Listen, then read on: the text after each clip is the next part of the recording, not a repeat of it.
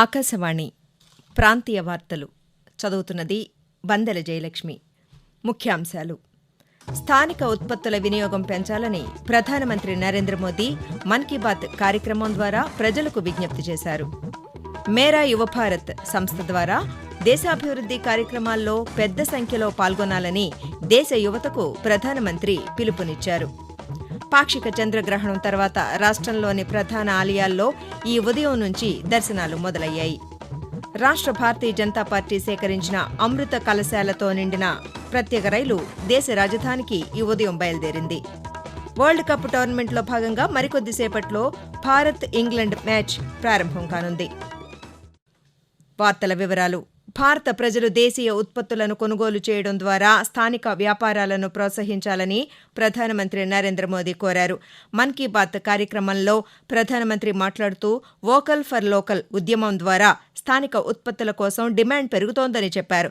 October 2 Gandhi జయంతి నాడు ఢిల్లీ కన్నాట్ ప్లేస్లోని ఖాదీ దుకాణంలో ఒక్క రోజులోనే 1.5 కోట్ల రూపాయలకు పైగా అమ్మకాలు జరిగాయని ఆయన హర్షం వ్యక్తం చేశారు.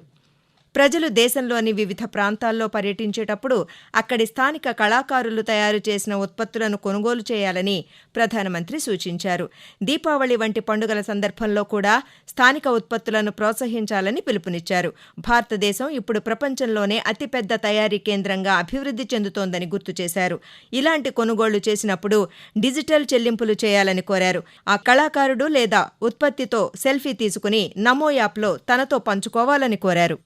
आज भारत दुनिया का बड़ा मैन्युफैक्चरिंग हब बन रहा है। कई बड़े ब्रांड यहीं पर अपने प्रोडक्ट को तैयार कर रहे हैं। अगर हम उन प्रोडक्ट को अपनाते हैं तो मेक इन इंडिया को बढ़ावा मिलता है और ये भी लोकल के लिए वोकल ही होना होता है। और हाँ, ऐसे प्रोडक्ट को खरीदते समय हमारे देश की शान यूपीआई डिजिटल पेमेंट सिस्टम से पेमेंट करने के आग्रही बने. అక్టోబర్ 31న సర్దార్ వల్లభాయ్ పటేల్ జయంతి సందర్భంగా ప్రధానమంత్రి నరేంద్ర మోదీ ఆయనకు నివాళులర్పించారు. అక్టోబర్ 31న ఐక్యతా దినోత్సవం వేడుకలు గుజరాత్తో పాటు ఢిల్లీలోని కర్తవ్య పథ్ దగ్గర ప్రత్యేకంగా నిర్వహిస్తున్నారు. దేశంలోని ప్రతి గ్రామం నుంచి సేకరించిన మట్టితో వేలాది అమృత కలశాలు ఢిల్లీ చేరుకుంటున్నాయి. ఆ పవిత్ర మట్టితో ఢిల్లీలో అమృత వాటిక నిర్మిస్తారని మోదీ చెప్పారు. అదే రోజు మేరా యువభారత్ పేరుతో దేశవ్యాప్త సంస్థ ఏర్పాటు చేస్తున్నట్లు ఆయన వెల్లడించారు. భారత్ను అగ్రదేశంగా నిర్మించే క్రమంలో చురుకైన పాత్ర పోషించాలని, దానికోసం ఈ సంస్థలో చేరాలని దేశ యువతరానికి ప్రధానమంత్రి పిలుపునిచ్చారు. ఈ సంస్థ వెబ్సైట్లో రిజిస్టర్ చేసుకుని వివిధ కార్యక్రమాల్లో పాల్గొనాలని యువతీ యువకులను ప్రధానమంత్రి కోరుతూ, गुजरात में स्टैच्यू ऑफ यूनिटी पर एकता दिवस से जुड़ा मुख्य समारोह होता है. इस बार इसके अलावा दिल्ली में कर्तव्य पथ पर एक बहुत ही विशेष कार्यक्रम आयोजित हो रहा है. आपको याद होगा, मैंने पिछले दिनों देश के हर गांव से, हर घर से मिट्टी संग्रह करने का आग्रह किया. हर घर से मिट्टी संग्रह करने के बाद उसे कलश में रखा गया और फिर अमृत कलश यात्राएं निकाली. బిర్సా ముండా జయంతి సందర్భంగా నవంబర్ 15న ఆదివాసీ గౌరవ దినోత్సవం జరుపుకోవాలని ప్రధానమంత్రి నరేంద్ర మోదీ పిలుపునిచ్చారు. ఈ సందర్భంగా దేశంలోని వివిధ ప్రాంతాల్లో ఆదివాసీలు, గిరిజనుల విముక్తి కోసం పోరాడిన పలువురు యోధులను ప్రధానమంత్రి స్మరించుకున్నారు.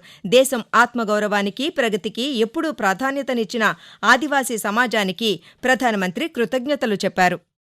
अल्लूरी सीताराम राजू ने आदिवासी भाई बहनों में जो अलग जगाई, उसे देश आज भी याद करता है. नॉर्थ ईस्ट में कियांग नोबांग और रानी गाइदिन्ल्यू जैसे स्वतंत्रता सेनानियों से भी हमें काफी प्रेरणा मिलती है. आदिवासी समाज से ही देश को राजमोहिनी देवी और रानी कमलापति जैसी वीरांगनाएं मिली. देश इस समय आदिवासी समाज को प्रेरणा देने वाली रानी दुर्गावती जी की 500वीं जयंती मना रही है. ప్రధానమంత్రి నరేంద్ర మోదీ ఇటీవల భారత క్రీడాకారులు సాధిస్తున్న విజయాల పట్ల హర్షం వ్యక్తం చేశారు. ఇటీవల ఆసియా క్రీడల తర్వాత పారా ఆసియా క్రీడల్లో భారతదేశం 111 పతకాలు సాధించి రికార్డు సృష్టించింది. ఆ క్రీడల్లో పాల్గొన్న భారత బృందాన్ని నరేంద్ర మోదీ అభినందించారు. ఇటీవల బెర్లిన్లో జరిగిన special Olympics world summer games గురించి ప్రధానమంత్రి ప్రత్యేకంగా చెప్పారు. మేధో వైకల్యం కలిగిన క్రీడాకారుల కోసం జరిగే ఈ పోటీల్లో భారత జట్టు 75 బంగారు పతకాలతో సహా 200 పతకాలు సాధించడం స్ఫూర్తిదాయకమని ప్రధానమంత్రి ప్రశంసించారు. ఆ క్రీడాకారుల్లో కొందరి గురించి మోదీ వివరించారు. ఆకాశవాణి ప్రాంతీయ వార్తలు వింటున్నారు. పాక్షిక చంద్రగ్రహణం కారణంగా నిన్న రాత్రి మూతపడిన తిరుమల వెంకటేశ్వర స్వామి ఆలయం తలుపులను ఈరోజు తెల్లవారుజామున ఆలయ అర్చకులు శాస్త్రోక్తంగా తెరిచారు. గ్రహణం అనంతరం శ్రీవారికి సుప్రభాతం, శుద్ధి, పుణ్యహవచనం నిర్వహించారు. కైంకర్యాల తర్వాత భక్తులను ఉదయం 6 గంటల నుంచి సర్వదర్శనానికి అనుమతించారు. అన్నప్రసాద వితరణను మొదలుపెట్టారు. ప్రముఖ వాయులింగ క్షేత్రం శ్రీకాళహస్తి ఆలయంలో ప్రత్యేక అభిషేకాలు నిర్వహించారు. చంద్రగ్రహణం కారణంగా మిగతా ఆలయాలన్నీ మూసివేసినా శ్రీకాళహస్తి ఆలయాన్ని మాత్రం తెరిచే ఉంచారు. గ్రహణం సమయంలో ఆలయంలో స్వామి అమ్మవార్లకు ప్రత్యేక అభిషేకాలు నిర్వహించారు. గ్రహణం ముగిసిన తర్వాత ఈ తెల్లవారుజామున పెద్ద సంఖ్యలో భక్తులు దర్శనాలతో పాటు రాహుకేతు పూజలు కూడా చేయించుకుంటున్నారు. విశాఖలోని ఆంధ్ర విశ్వవిద్యాలయం యోగ చైతన్య కేంద్రం నిర్వహణలో బీచ్ రోడ్లోని యోగా విలేజ్లో జరిగిన ఉత్తర కోస్తా జిల్లాల యోగాసనాల పోటీలకు విశేష స్పందన లభించింది. 400 మందికి పైగా యోగ సాధకులు ఈ పోటీల్లో ఉత్సాహంగా పాల్గొన్నారు. ప్రతి గ్రహణం మరునాడు యోగ సాధకులకు ఈ పోటీలు నిర్వహిస్తామని yoga village director doctor Bhanukumar తెలియజేశారు. దేశ రాజధానిలో అమృతవనం కోసం రాష్ట్ర వ్యాప్తంగా 11,000 గ్రామాల నుండి బీజేపీ రాష్ట్ర శాఖ సేకరించిన మట్టిని ఇవాళ విజయవాడ నుంచి ప్రత్యేక రైలులో మట్టి కలశాలను ఢిల్లీ తీసుకువెళ్లారు. మట్టి సేకరించిన కలశాలతో ఈ ఉదయం అమ్మవారి గుడి దగ్గర నుంచి శోభాయాత్రగా రైల్వే స్టేషన్కు తీసుకువెళ్లారు. ఈ కలశాలను ఢిల్లీ తీసుకువెళ్లే ప్రత్యేక రైలు ఉదయం 9 గంటలకు బయలుదేరింది. శోభాయాత్ర కార్యక్రమాన్ని బీజేపీ కార్యకర్తల రైలు ప్రయాణాన్ని బీజేపీ రాష్ట్ర శాఖ అధ్యక్షురాలు పురంధరేశ్వరి జెండా ఊపి ప్రారంభించారు. క్రికెట్ ప్రపంచ కప్ టోర్నమెంట్లో భాగంగా ఇవాళ ఉత్తరప్రదేశ్లోని లక్నోలో భారత్, ఇంగ్లాండ్ జట్ల మధ్య మ్యాచ్ మరికొద్దిసేపట్లో మొదలవుతుంది.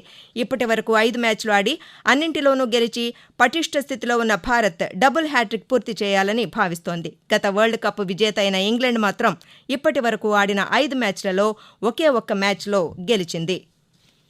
వాతావరణం. రాష్ట్రంలో ప్రస్తుత వాతావరణ పరిస్థితులను అమరావతిలోని భారత వాతావరణ కేంద్ర అధికారి డి శేషసాయి కొద్దిసేపటి క్రితం ఆకాశవాణి విజయవాడ ప్రాంతీయ వార్తా విభాగానికి వివరిస్తూ, ఆంధ్రప్రదేశ్ మరియు యానాంలో దిగువ ట్రోపావరణంలో ఈశాన్య లేదా తూర్పు దిశగా గాలులు వీస్తున్నాయి. వీటి ఫలితంగా ఉత్తర కోస్తా ఆంధ్రప్రదేశ్ మరియు యానాంలో ఈ రోజు తేలికపాటి నుండి ఒక మోస్తరు వర్షాలు లేదా ఉరుములతో కూడిన జల్లులు 1 లేదా 2 చోట్ల కురిసే అవకాశం ఉంది. దక్షిణ కోస్తా ఆంధ్రప్రదేశ్లో ఈ రోజు తేలికపాటి నుండి ఒక మోస్తరు వర్షాలు లేదా ఉరుములతో కూడిన జల్లులు కొన్ని చోట్ల కురిసే అవకాశం ఉంది. రాయలసీమలో ఈ రోజు, రేపు తేలికపాటి వర్షాలు 1 లేదా 2 చోట్ల కురిసే అవకాశం ఉంది.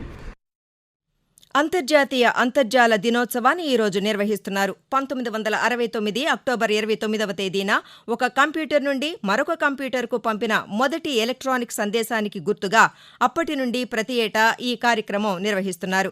అంతర్జాల ప్రక్రియ ఉపయోగించి ఈ సందేశాన్ని పంపారు. టెలికమ్యూనికేషన్ల చరిత్రలో అంతర్జాల ప్రక్రియ ఒక మైలురాయిగా నిలిచింది. ప్రస్తుతం అంతర్జాలం మానవ దైనందిన జీవితంలో ప్రతి క్షణం కీలక భూమిక పోషిస్తోంది. ఇంటర్నెట్ ద్వారానే వస్తువుల కొనుగోలు, బిల్లుల చెల్లింపు, వార్తా ప్రసారాలు వంటి పనులన్నీ నిర్వహిస్తున్నాం. అంతర్జాలం లేనిదే మానవ జీవితం స్తంభించిపోతుందని చెప్పడంలో ఎంతమాత్రం అతిశయోక్తి లేదు. ఆకాశవాణి ప్రాంతీయ వార్తలు ముగించే ముందు ముఖ్యాంశాలు మరోసారి. స్థానిక ఉత్పత్తుల వినియోగం పెంచాలని ప్రధానమంత్రి నరేంద్ర మోదీ మన్ కీ బాత్ కార్యక్రమం ద్వారా ప్రజలకు విజ్ఞప్తి చేశారు. మేరా యువ భారత్ సంస్థ ద్వారా దేశాభివృద్ధి కార్యక్రమాల్లో పెద్ద సంఖ్యలో పాల్గొనాలని దేశ యువతకు ప్రధానమంత్రి పిలుపునిచ్చారు. పాక్షిక చంద్రగ్రహణం తర్వాత రాష్ట్రంలోని ప్రధాన ఆలయాల్లో ఈ ఉదయం నుంచి దర్శనాలు మొదలయ్యాయి. రాష్ట్ర భారతీయ జనతా పార్టీ సేకరించిన అమృత కలశాలతో నిండిన ప్రత్యేక రైలు దేశ రాజధానికి ఈ ఉదయం బయలుదేరింది. వరల్డ్ కప్ టోర్నమెంట్లో భాగంగా మరికొద్దిసేపట్లో భారత్, ఇంగ్లాండ్ మ్యాచ్ ప్రారంభం కానుంది. ఆకాశవాణి ప్రాంతీయ వార్తలు ఇంతటితో సమాప్తం.